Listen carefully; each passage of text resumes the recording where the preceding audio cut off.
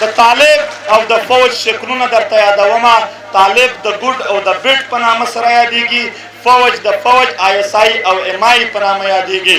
مونږ تجویز پیش کوو چې بلا تفریق ته پښتون قام دا 5 ادارو ته دهشتګرد تنظیمونه ووایي، ځکه چې د دوی د لاسه زمونږ وطن ړنګ شوی دی، زمونږ کورونه ړنګ شوي دي، زمونږ خلک وژل شوي دي.